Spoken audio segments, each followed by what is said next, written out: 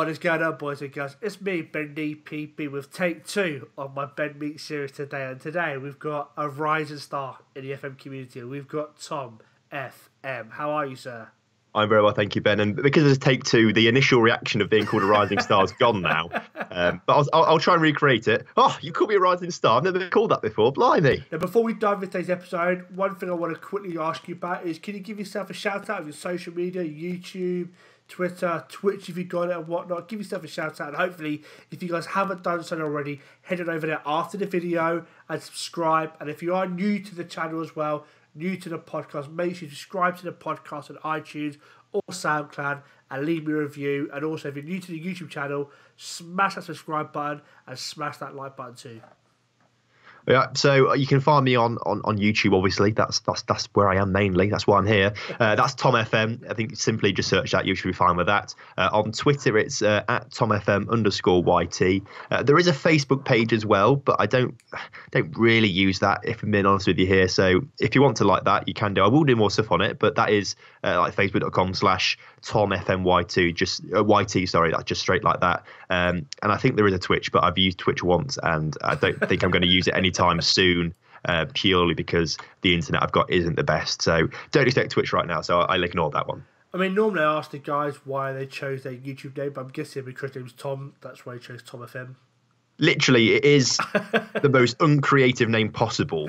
It's literally Tom, Football Manager, essentially. But at the same time, I think it's very clever in the fact that it's so simple and easy to remember. And it's like, oh, what's that guy called? Tom. What does he play? Football Manager. Ah, Tom FM. Like, I think that is actually all right, to be fair. But I think I was just very quickly trying to make a channel right at the start, and it just stuck. So that's what it was.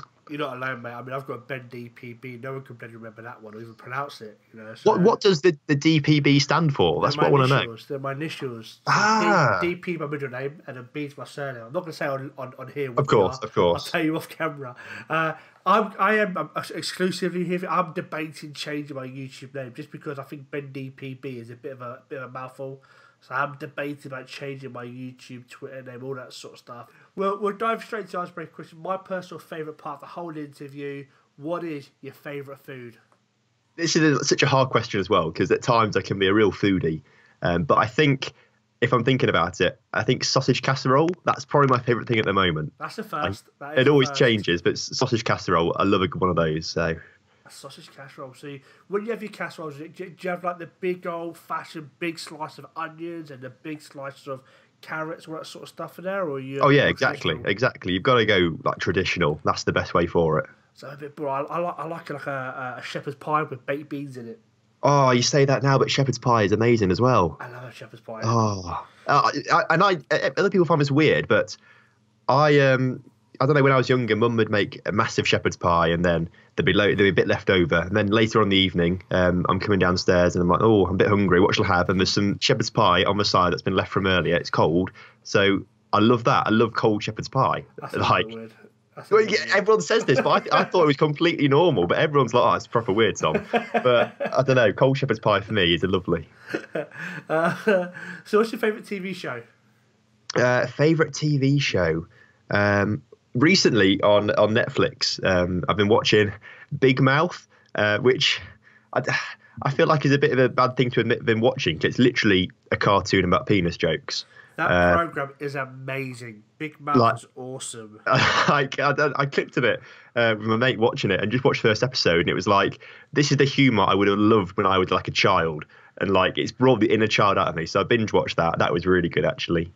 I binge watched that one day. Have you ever seen the other program, F is for Family? Have you watched that? I've not actually, no, but I've seen it. That's pretty funny. F is for Family. I quite like that a lot. But yeah, Big Mouth is very, very funny. Yeah, the little old his little conscience, shall we say, with the sex devil, whatever you want to call him. He's a hormone monster. Hormone monster. That's the one. It's very, very good. It's so funny and clever. I binge watched it as well. I binge watched it like a day. I had a day off one day. I pretty much watched the whole series in one day. It was only 10 episodes, only like half an hour long, but it's a very, very, very good show. Yeah, I'd recommend it. Yeah, same. It's gonna be so good. Do you have a favourite film? Favourite film? I don't know. I'm not huge into what I mean. I think I do watch a lot of films, but I don't know about a favourite one. Recently, though, I went to go and see Murder on the Orient Express the other day, Came out a few days ago. That was really good, actually. I enjoyed that. Dunkirk was a good one that I've seen recently as well. That's a good film. I've seen Dunkirk. That is a good film. Atomic Blonde as well. That's one I didn't really hear much about, but I went to the cinema one day and just thought, let's go and watch that.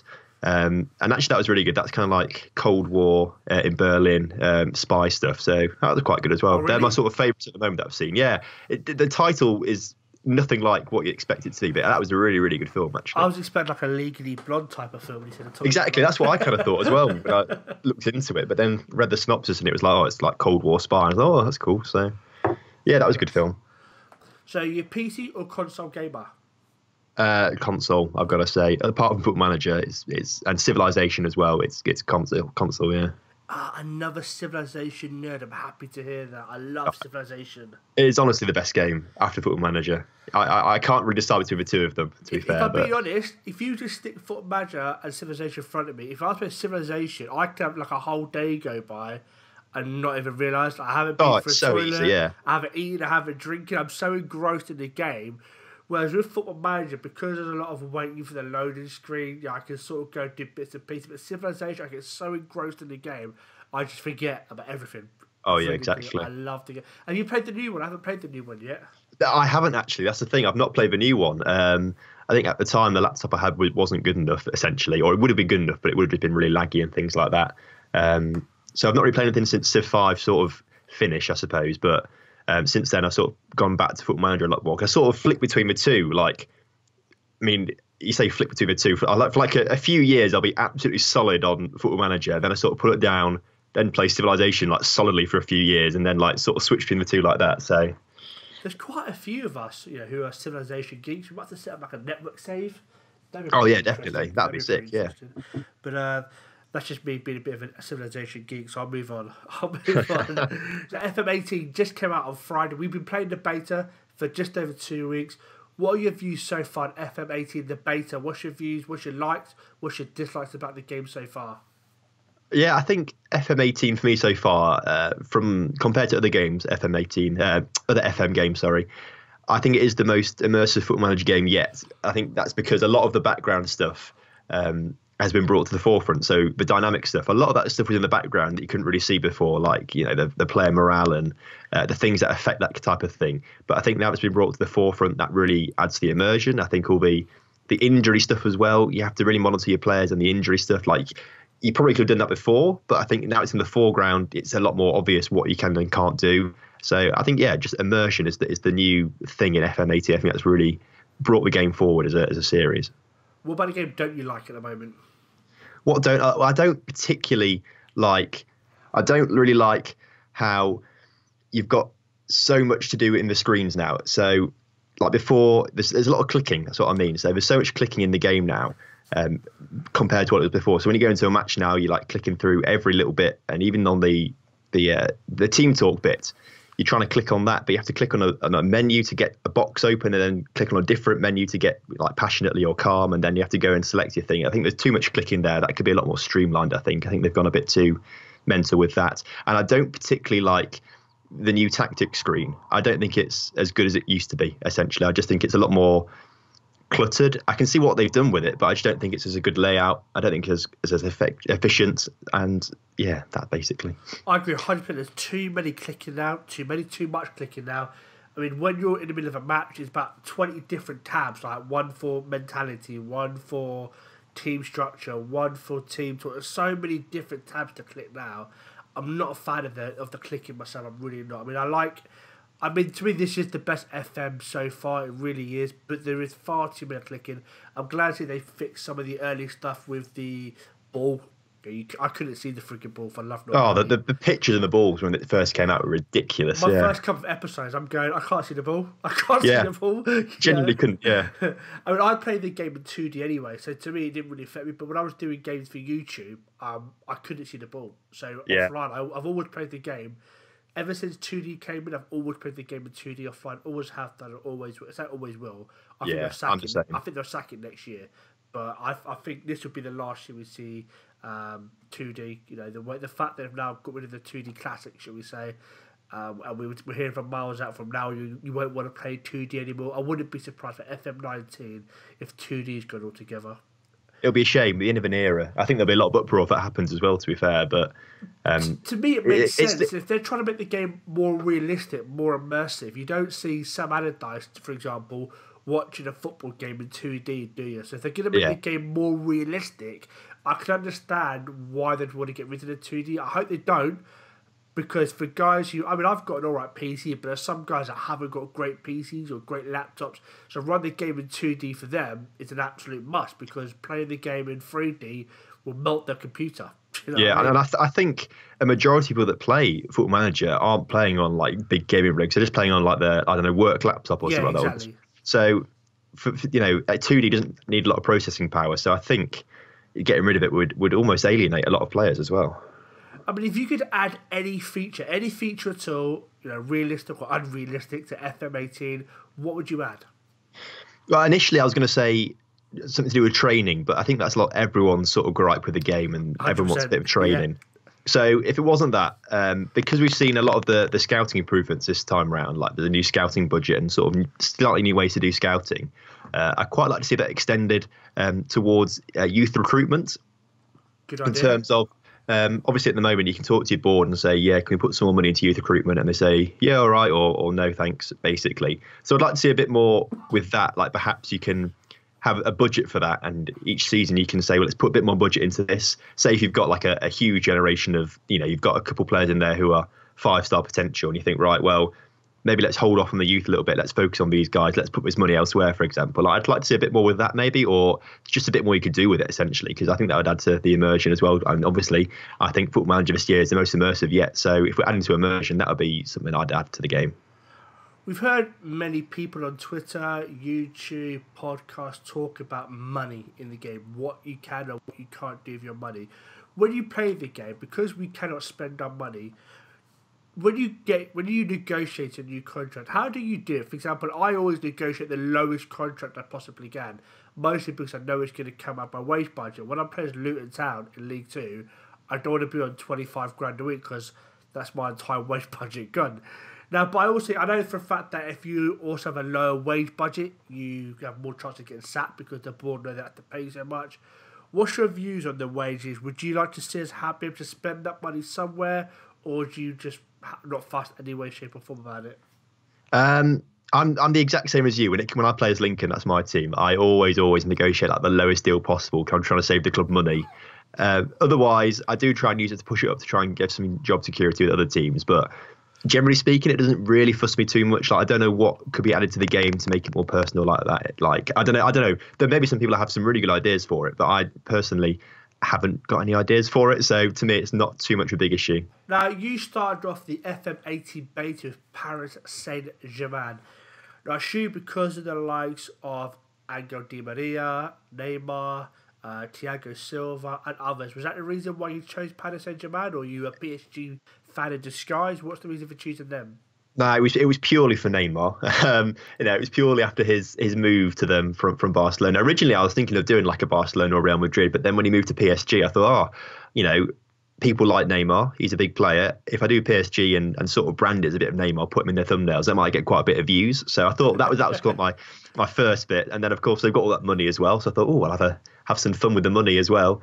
And I did have fun with the money. And then I've never managed in the French leagues before on Football Manager or any football game, really thinking about it. So actually that's a lie. I don't know if actually, because I did a player career mode on FIFA a few years ago, and one of those teams I played for was PSG, I think. So although I'm not manager technically, so I can say I've not managed in the French leagues at least. Now, for people who haven't watched your YouTube series, if they haven't, why not? The link is in the description below. If they haven't watched your YouTube series, how did you get on with Paris Saint-Germain, PSG, in your beta save? How did you get on with them? Yeah, we didn't start off all that well, surprisingly. We've got always good players, and I thought we've got so many good wingers. PSG have a lot of those. So I initially thought, right, let's try and get rid of some of them. We're bringing in Kylian Mbappe next year, so let's try and save some money. Let's get rid of Di Maria, which didn't go down well. The dynamics came in, and the whole team were pissed off with me. They were really, really cross, and it affected everything, and we just didn't do very well at the start. And then eventually they all sort of came back round to me, and then We've gone on today. If you watch it on the Thursday, we've just released the episode where we've got the last league games of the season, where we could win the league, or we could bottle it if things go really, really badly. And then tomorrow, on the Friday, we've got the final episode of the whole series. That's going to be a bit of a spoiler for you, but the Champions League final. We get to the Champions League final, so that is going out tomorrow, and that's the last episode of a series for the beta. Well, as this is coming out on Monday, I'm assuming you've already played the Champions League, or have you not played it yet? Oh no, I will have played the Champions League then. So yeah. How did you get on? Well, I don't want to spoil things for people. If they want to go and find out, they've got to go and watch it. I like it. See, that's why you do so well on YouTube, because whereas I'm stupid, I will spill all my storage. You're like, no, you have to watch it to see. Good thinking, my man, good thinking. Now, you spoke about dynamics. Now, dynamics in this year, as you mentioned earlier, is a massive factor. I've already seen it happen to me in my Chelsea save a couple of times. I've had Batshuayi kick off that run to achieve, and I've had Fabregas kick off that run to achieve. I've had numerous players complain they want to leave the club to go to other clubs, and I've never experienced so many players kicking off in a space of 6 months in the game. It's unreal. Do you think that's realistic, or is that slightly unrealistic in a way that it's affected us this year? I think it probably is. I would say unrealistic, but then again, we're not football experts, are we? We're not in the squads. We don't really know what's going on behind the scenes. Speak for yourself. Ask Paul, he'll tell you. Well, yes, yeah, exactly, yeah. But I don't know. I feel like when there's interest around a player, I think in real life they're probably professional enough to sort of get on with it until a bid comes in, unless it is like Van Dijk, for example. Over summer, he was linked with moves to Liverpool, wasn't he? And then when Southampton came out and said, no, we're not going to do that, obviously Van Dijk was upset with that. So I can understand that kind of opinion if you mention it in the press. But I think until like offers are made, I don't think it would have too much of an impact. I don't know. I really don't know, honestly. But I do think it's probably slightly unrealistic how there's so many players complaining all the time. I mean, I've also had this year where I find it nigh on impossible to get my captain to talk to the players. In previous years, you would talk to your captain and get to try and persuade your players to stop being a moody bastard. This year, your captain pretty much goes, it's your job, you do, which is, I suppose, is realistic. But I'd imagine in real life you would get, I don't know, Roy Keane back in the day talking to like David Beckham and saying, listen, Beck, stop being a miserable git and stop going out checking the Spice Girls, get your head down and focus on your football. I don't imagine Roy Keane says to Alex Ferguson, bugger off, Fergie, do it yourself. Do you know what I mean? So that's... Yeah. That's, I mean, again, I'm not a real manager. You know, Paul might tell us that is how it works in real life. So there's one thing that I found annoying, that I'm trying to get my captain to stop the rot before it kicks in, but he keeps telling me to do one, and that's my job. So I find that slightly annoying, but that's supposed to be being a miserable bastard anyway. I mean, I found no middle ground in it. I found they either say no to me, or they'll say yes and they actually resolve the issue. I've had to talk to one player, I think, throughout the whole beta, when the captain has said, I'll talk to him, and they can't resolve the issue. It's either they won't resolve it or they do resolve it, essentially. I don't have no middle ground, basically. It's annoying. It is annoying. I mean, you started YouTube back in January of this year, 2017, and already you've got nearly 550 subscribers. Now, why do you think your YouTube subscriber count and your views have risen so fast? I think there's a combination of things, really. I think it started off because I'm at university at the moment. I'm in my third year, so this year I won't have quite as much time. But when I started, I was in my second year. I had a lot of time on my hands outside of lectures and things like that. So daily uploads and consistency was easy for me. I could do that. I could manage that, and I think that helped into it. You know, I think the consistent uploads, I think that helped with the YouTube algorithms and things like that. So I think that was a really big part of it, which was great. And then I did a lot of research into search engine optimization and things like that. So I think early on I had SEO nailed down fairly well, which was nice because it gave me an advantage over people my size. So I think I was always stealing views off them and things like that. A lot of my views are from suggested videos. 41% of the viewers are clicking on my video because they've watched someone else and the SEO has worked enough to get it on that little suggested bar at the side. So that's where a lot of my views come from, SEO wise and things like that, which I think was really good. So I think that's the main reason. And then I've had a few videos which have blown up as well, which have been very nice, to be fair. Like I was very surprised about one of them. The most popular video on my channel is confirm new features of the new match engine ? For Football Manager 2018, where literally I think I just went onto Miles's Twitter and or even the Football Manager Twitter, and just literally screenshotted like 2 or 3 tweets that were like, "This is what's going to be in the game. It's like a new graphic. Have a look at this," and that got like 9,000 views. So like it was the most pointless video. Like I just thought I'd do a little one because no one else was doing it. And whereas all the things on like Dynamics and other things like that didn't get as many views, that one got 9,000 views, and that's where a lot of stuff came from. And then a lot of experiments did well as well. So I think experiments have done wonders for me as well. Yeah, I mean, your experiments, look like they're very, very good. I mean, obviously, much like Jim Cowder for me is the experiment king. You're not too far behind him. I mean, and your experiments are very, very popular. Do you plan to carry that over into FM18? And if so, how much thought goes into your experiments, or is it just a simple eureka moment while sitting on the toilet? Yeah, if they are a little bit like that, I suppose, in a way. I'm definitely going to continue them going forward. I think the first one sort of came to me because I was looking around at other experiments, and a lot of these ones, especially like Jen Cowday's channel, he was doing like, let's give this club some money, and other people doing, let's give this club money and see what happens. So I thought, right, well, let's go into other countries, for example, and give the whole league £1 billion, each team in the league £1 billion. And because I'd done a save with Red Star fairly early on in Serbia, a lot of people from Serbia had subscribed to my channel at that point. So I thought, right, the first one I'll do is with Serbia because, I've got those kind of viewers from there and they'll be interested in that. And then that sort of blew up quite nicely. So I thought, let's do it again with another country. And I think it's people from the countries, they want to find out about their leagues that aren't necessarily shown, because all the Football Manager YouTubers, they do like the big leagues, like the English, Spain, France, Germany, that type of stuff. So if I'm doing something like I did the Polish one, that's maybe the most popular one I've got. Yeah, it's a Polish one.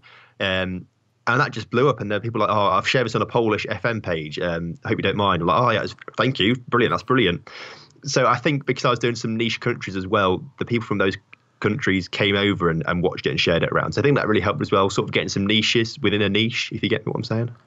It's amazing how many people just stay inside the Premiership. I mean, I've done Serie A on FM16 and FM17, and to this day, I still get views on FM16 and FM17 from a Napoli save. They're very, very popular. Italy is a great place to manage, and like you said, it's not a very popular place to manage. Unlike Poland isn't, and so everyone always goes for the Premiership. I quite enjoy seeing people go outside the Premiership. I mean, second yellow card did a short, sharp, sweet series at SC Midtjylland in Denmark. Thoroughly enjoyed that series. It was sad to see the end, but I did enjoy it. I like seeing guys go abroad. Ollie plays. Did his Red Star Belgrade save, which is another save that I enjoyed. So I always like to see guys like yourself, Ollie, and others try something new, try something abroad, because it's not something we see too often. So I quite like that idea myself. Now, when you started YouTube back in January of this year, was there a particular reason why you started YouTube? Yeah, it's a bit of a funny story in a way, because I fell into this Football Manager YouTube thing completely by accident. I was on Facebook one day and I was watching I think it was like just a football highlight video on there. And that video finished. On the app on your phone, it automatically scrolls like the next video. Yeah. And I just missed the back click on the button. And then what popped up was a Lelujo video for Non-Lethal to Legend. I thought, this is interesting. Football Manager on Facebook. What's going on here? So I watched it, and then he was like, subscribe to me on YouTube. Let's find him on YouTube then. And then there's found this whole community. And that was literally at the launch of, a bit after the launch of FM18. So I literally found like the whole thing in November last year. And then I was watching, I was getting quite engrossed in Lelujo. I think I found Dr. Benji as well and things like that. So I started watching that kind of stuff. And then in Lelujo, he did his New Year video. And he's like, right, I want more people to make FM content. I want to have more people making it and producing it and get a bigger community. And I thought, well, let's have a go at that then. I love Football Manager. I know a lot about it. I've been playing since I was 5 years old. So let's have a go. And that's literally how I fell into it, basically. You started playing at 5 years old? Yeah. Again, that was my dad. He bought Championship Manager 2003, 2004. So actually, no, I must have been a bit older than 5. I must have been 6 or 7 maybe, but still very young. I feel old. When you played Football Manager 2004, you were 6 years old. Bloody hell. By then, I was like, too old. Bloody hell. No, yeah, that was my first one, and sort of I watched my dad for a while playing it to sort of learn about it. Then I took over as Lincoln, and at that time, I didn't know much about football or the game really. So I think I got promoted from the old Division 3. We're in Division 2 at one point, struggling for relegation. And I remember this clear as day. I was trying to sign players in January, or in fact, it might have been in a free transfer towards the end of the season, trying to sign players to save Lincoln from relegation at this point as a 7-year-old or whatever I was. And free transfer, this really good Italian guy came up, and I thought, oh, this Italian guy's sick. He's got some really, really good technical stats, whatever. Let's sign him. He sounds amazing. And I said to my dad, how do I pronounce this guy's name? And he came over and looked, oh, that's Roberto Baggio, who used to play for Italy, like the Italian maestro. He was like 38 or something ridiculous. I had no idea who he was until like a few years ago.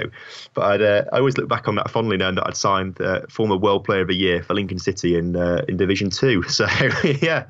How did he get on for you? Oh, I can't remember now. I don't think he did particularly well. I think because he had absolutely no fitness in him whatsoever. It was absolutely... I mean, technically, he was amazing. He could control the ball, whatever. He could probably pick out a pass from the goal line, whatever. But he couldn't run for toffee. I think he would just have to be substituted all the time. Pretty much like real life, then. yeah, exactly. So now you recently started your FM talk series with the Northmen. I mean, how did that come about? I mean, I'm a big fan of the Northmen. I'm a big fan of the FM talk series. I'm a big fan of yourself. So how did this series come about? How did you two get to know each other? And any plans for the future? Yeah, I guess Paul and I sort of found each other in a group chat, essentially, and I think I'd sort of been looking. It sounds a bit dodgy, doesn't it? I don't know what right word to be, but maybe mentor in a way, because like the FM community is a big place. There's lots of people going on there, and having recently joined, I had no idea who was who. I didn't know who was good, who was bad, like who I should associate with in a way, if you know what I'm saying. And Paul seemed to know absolutely everyone. I don't know how he does. He just seems to know everyone. And so I sort of valued his opinion a lot, especially on different people and kind of what works and what doesn't work. So I think that's sort of how we found common ground there. And then he just messaged me one day saying, "Oh, I watched some of your stuff, really like it. I like how you talk and things like that. Do you want to do a podcast with me on this for FM18?" I'm like, "Yeah, okay, that sounds cool. You know, nothing to lose here. That'd be really, really good." So we started that off. That was really nice. And that first episode just with two of us. And then he said, "Oh, by the way, for episode 2, we're getting Golden FM involved." I'm like, "Oh, brilliant. That sounds all right. Golden FM. Here's me on, at the time, maybe 400 subscribers. There's Golden FM on what, 30,000 or so. So that was really good. I was just happy to be there. And then episode 3 that we've just done came out a few days ago. He's like, "Oh, by the way, we've got Golden FM again, and we've got a second yellow card coming on as well." I'm like, "What?" So genuinely, I don't know how I've got there, but I'm just happy to be there with all these other people there. So that's the best bit for me, really, just having everyone else there. So I've really enjoyed that. That's been really, really good fun. And I think there's a lot going forward. I think those two guys will be staying on as well, which would be great because that's amazing. And I think there's some good plans going forward with that. So we've spoken already about second yellow card, about Golden FM, Luja. I mean, do you have a particular favourite couple of YouTubers, apart from myself? Who are your favourite YouTubers to watch? Was it you watched on a consistent basis when maybe not at the back end of FM17 when everyone was bored of it, but do you have a favourite FM17 YouTuber? Well, I mean, obviously apart from you, Ben. Of course. As I say, I started off just accidentally finding the Lou show. So I watched that for quite a bit, watched him for quite a bit. And then I think the natural sort of progression was you look for the other big ones. So I think it was like Loki Doki and Dr. Benji. So I sort of found those two and I sort of watched the 3 of them for a while. But I think I preferred the snappier style of Ben in terms of, I know like Loki and Lelujo, Loki especially, he's the most laid back, isn't he? He sort of just does it. He sort of records it and puts it out there, sort of minimal editing. Lelujo has like a little bit of editing in there, but Ben is a lot more edited and sort of concise in a way. And I think I sort of preferred that. So I sort of moved over to Ben a lot more, I think. So I guess his style reflects, or my style maybe reflects his a little bit, because I think that's just the way I prefer to do my videos. Mine are more in a Ben style as opposed to like a Loki Doki style, for example. Now, speaking about the likes of Loki Doki, Lelujo, Dr. Ben, you've recently heard over the weekend about the Creators Cup. Now, I'm assuming you've seen the people that are invited to the Creators Cup, the likes of Dave Azzopardi, Lelujo, Loki Doki, Benji, Workspace, and others. I mean, what's your views on the people that have been invited? And is anybody that you think should have been there that wasn't there? Yeah, I think it's a really good idea what they're doing. This obviously, I think it's a great thing for Sports Interactive to start getting involved with. Obviously, they've invited some YouTubers down to record this draft mode essentially. So I think that's a really good step from them. Hopefully that will trickle down to the whole community, which would be great. I think. I think it's good. The people that they've obviously got to go for the big ones because it's a new game. They want to get as much exposure. So these bigger ones are going to get that. That makes sense to me. But I don't. I'm not too big of a fan of. I mean, I understand that they sort of do some FM videos, but like Chesnoid and there was another guy. He's got like L in his name and some numbers. Yeah, I agree. Like they're just FIFA guys. Like I can understand that they're trying to convert some people over, but I think. Obviously, that makes sense from a marketing point of view, but from a community sort of view, I think they should have gone for wholly FM YouTubers as opposed to trying to get some FIFA people in. I'd like to have seen maybe One Tree Nerd. I think I'd like to have seen him in there. Oh, yeah, he would have been very entertaining. I'd love to have seen Cleon there. I would love to have seen the likes of Cleon there, the Reckonist, maybe some of the guys on Twitch like Viking Dan, rather than just having solely YouTubers, have some Twitch streamers there, have some bloggers on there as well. Because I know there's a bit of a love-hate relation between YouTubers and bloggers. I mean, I personally, I do read blogs and I do watch YouTube, so I'm a big fan of both. It's just, I would love to see the guys like Cleo the Reckonist and Strikerless and all the other guys. I'd like to see some bloggers there, so I'm a bit disappointed not to have seen that, but for all we know, they could have been invited and they might have said no. Who knows? Yeah, well, it would have been great to see some sort of like cross-platform things because it would have got so much more hype, I think, because everyone would have been more involved, I think. I agree. But I agree with you as well. You know, to see guys that aren't particularly YouTubers for Football Manager on there, to me, was a little bit of a... But I understand why they're trying to reach a new audience. They're trying to... Yeah. So I understand the logic behind that, but just would have been nice to have seen... for content creation. But I'm also a big fan of the series in general.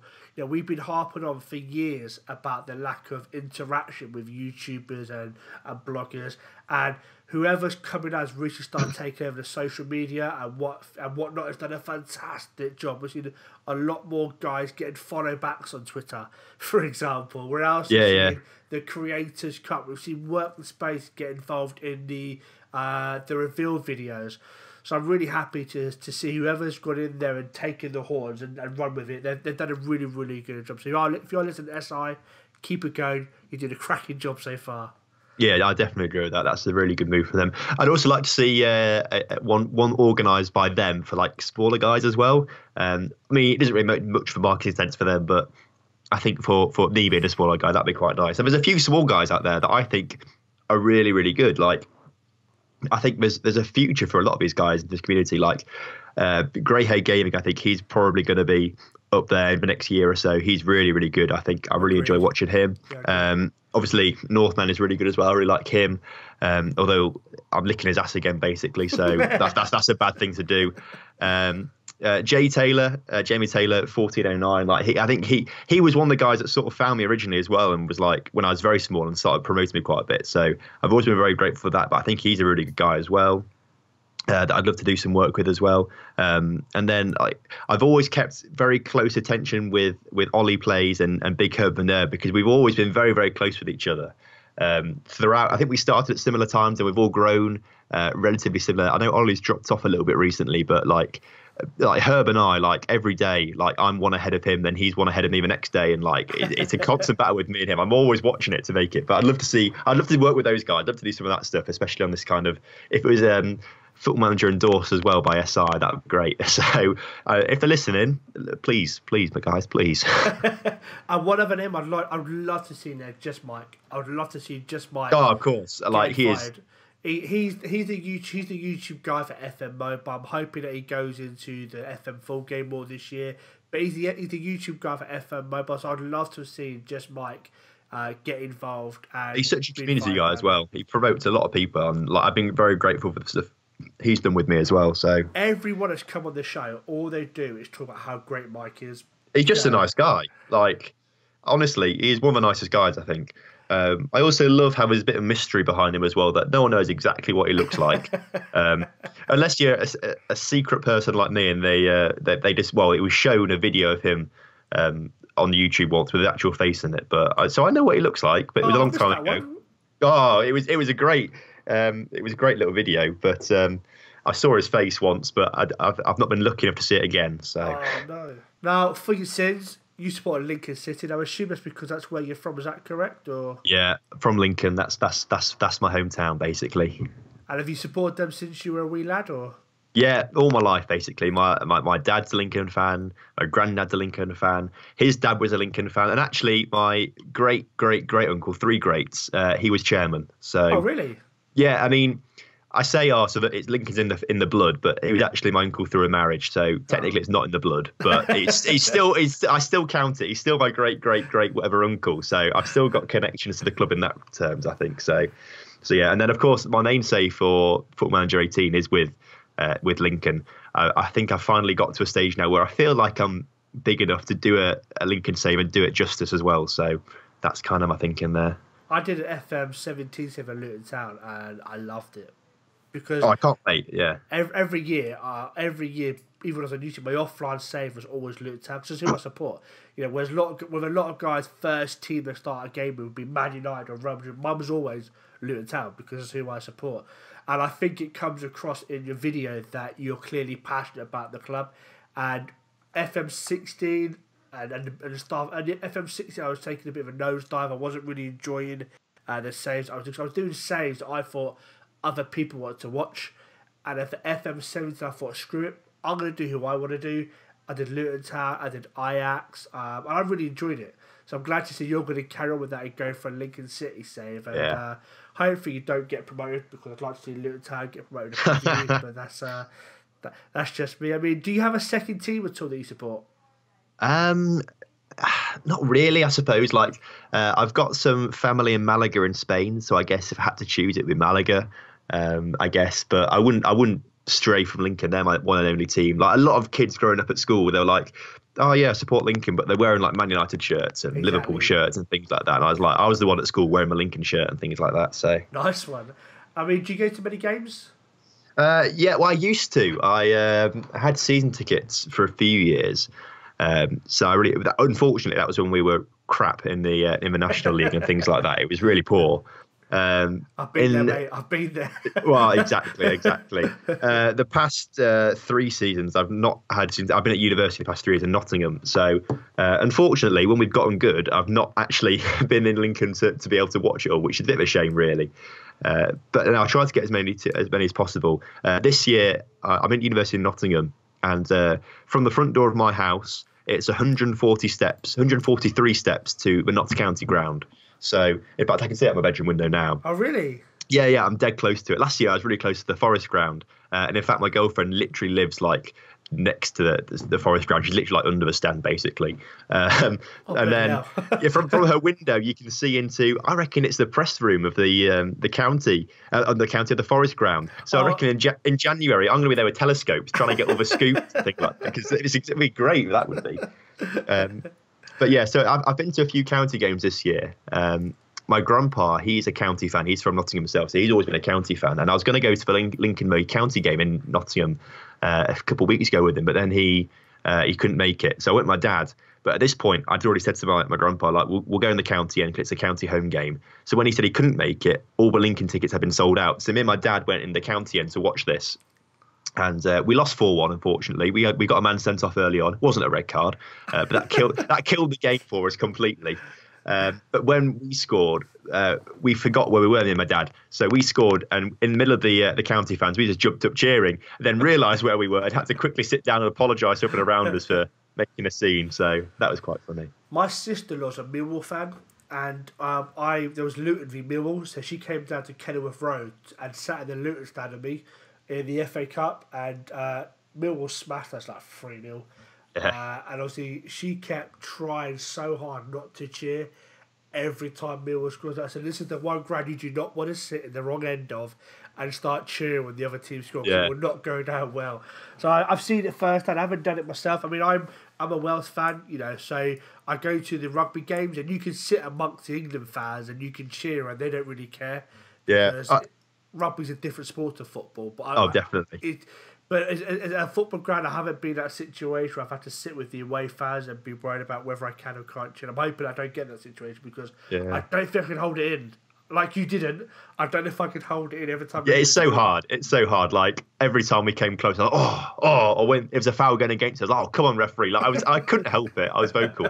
And talking about rugby as well, two of my mates are Welsh, so we went to go and see. It was before the World Cup. We went to go and see France. Not France. It was Italy. Italy versus Wales at the Millennium Stadium.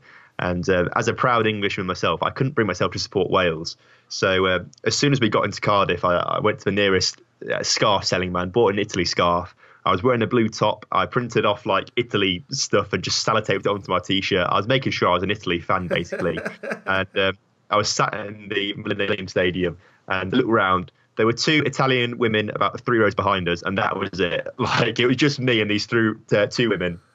And the national anthem came on. And I just stood on my chair, hold this Italian scarf. I printed off the lyrics for the Italian national anthem, but because like it was just music, I couldn't hear the players. I had no idea where I was, so I just sort of rambled through these lyrics, and everyone was sort of laughing at me. But it's a change. It's a different thing, isn't it? It's just a different atmosphere. Like everyone would laugh at that, whereas in football, you'd be beaten up, basically.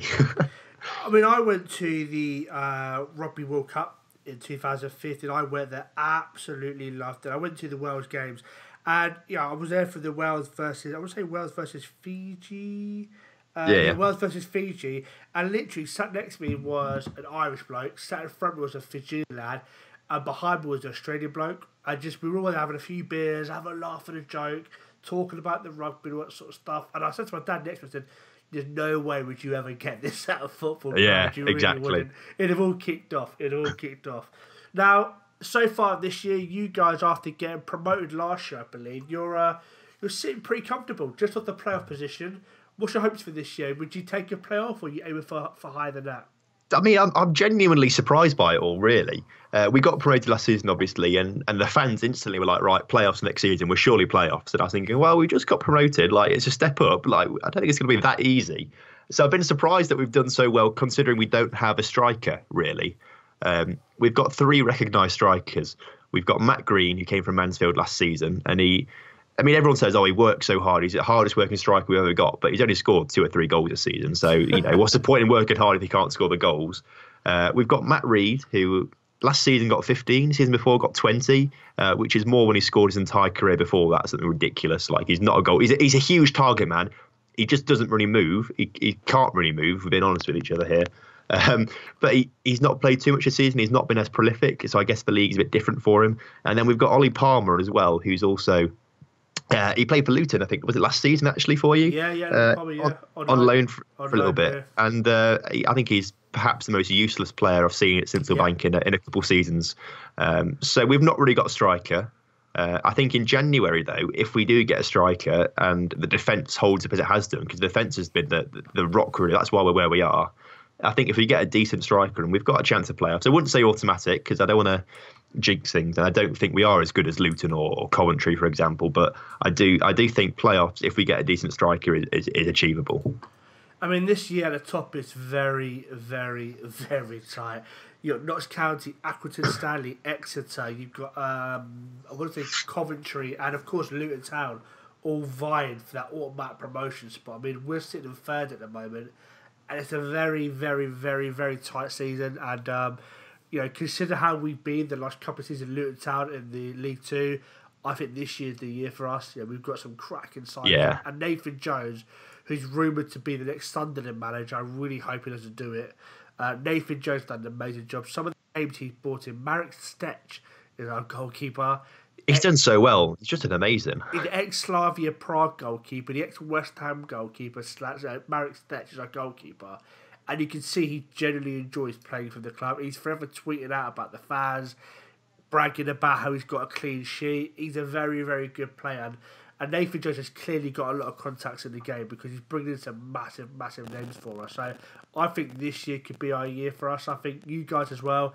I know between the playoffs and mid-table is like 4 or 5 points difference. So there's a lot of guys this year vying for the playoffs and vying for promotion. This year could be a really, really tight season. But Notts County are looking very, very good. They're looking very good, Notts County. Yeah, I'm very surprised by it as well. Like, obviously last season they had a real struggle, and then they had the new manager come in who's changed things around, obviously drastically. I still think they will drop down a little bit as the season goes on. I think they'll run out of steam. I watched the game. I went to see their game against Forest Green as well a few weeks ago, where they drew 1-1, and that was literally the worst game of football I've ever watched in my life. Forest Green scored with that one of only their 3 shots of the whole game, which I'm happy about. They didn't do very well because I hate Forest Green. Like, I just don't stand. I can't stand them. And then County just didn't do anything, literally anything. And it was just boring, basically. So I do think they will drop off sooner or later. I think this year in League Two especially, I know it sounds obvious, but I think consistency is going to be the key. And it's those teams that are just going to be consistent in not conceding goals, and keeping the clean sheets. And obviously it sounds obvious, but I do think once a team loses 1 or 2 games, that's it. They're going to be out because it's so tight at the moment. Luton Town have been classic for that the last couple of years. We have a nice run of form and then we lose 2 or 3 on the bounce. We then can't buy a win. So League Two is incredibly tough. We got out of league. We got out of the conference after 6 years in the conference, and then a lot of guys automatically thought we go straight up to League One the first season of asking. I was like, be realistic. It's taken 6 years to get out of the conference, and you're now saying we're going to get straight up promoted. It's like, I know, this is what I don't understand about teams that get promoted. A lot of Lincoln fans said the same thing. I know the Forest Green chairman was like, "Oh, League Two is going to be easy." I know Grimsby went up the season before us. A lot of their fans are the same. And like you say, I don't understand where this comes from. You've won the National League. Why are you suddenly expecting to walk League Two? I just don't understand it. I mean, Forest Green. I think a lot of people. I don't know why. I think a lot of people. I think because of the PR. Whoever manages the PR of Forest Green Rovers deserves a pay rise because definitely he's doing a cracking job there. But a lot of people assume Forest Green Rovers, promotion contenders, and you look back and you think, why? They've been in the non-league team for how long now? And the thing is, because they're a vegan team, they get a lot of positive PR about them. And I think they've lost 10 games, 11 games, I think, so far this season. A lot, yeah. Yeah, so they're not exactly having a nice run of form. So I just don't like them, though, because they're just bankrolled by the chairman. Yeah. And if you look into the reports, they lose like $2.5 million a year. And because it's not sustainable, they don't get crowds, like decent crowds. They can't really attract decent crowds because the village they're from, it literally is a village. It's a place called Nailsworth. Which has I think about 4,500 people living in it in the town. Yeah, it's not sustainable as a club, and the owner seems to just think he can put so much money into it, and they lose about $2.5 million a year the past few years. So I just think it's against football, really. Like the whole, I don't know, just the way it is. I wasn't aware of that. I wasn't aware of that. Oh, no, people aren't. That's the thing. They think it's some sort of like, oh, this little team's come up, they must do really well for themselves. But the owner just absolutely bankrolls, pays players whatever they want, and that's it. Much like Billy Ricky then. Yeah, exactly. Very, very similar, yeah. I mean, Billy Ricky are going to be a very popular save at FM18 this year, I think. Oh, definitely, yeah. With the likes of Jamie O'Hara, Ray Konchesky and others, I think they're going to be a very popular save. I was debating doing Billy Ricky, and then I heard 3 or 4 other guys who are going to be doing Billy Ricky, so I thought I'd better not. Well, there we go, boys and girls. Another cracking episode over it. My favourite bit was hearing how Tom started playing Championship Manager at the grand old age of 6 years old. That is mightily impressive. At the age of 6 years old, I'm still scratching my arse and picking my nose with the very same hand. So I'm glad to hear at the age of 6 you're playing Championship Manager. If you are new to the channel, please smash that like button and subscribe button. If you're listening via iTunes or SoundCloud, please subscribe and make sure you leave me a 5-star review. It'd be much appreciated. But anyway, without any further ado, I'm going to bid you all adieu. Do you want to say goodbye, Tom? Bye, guys. Thank you.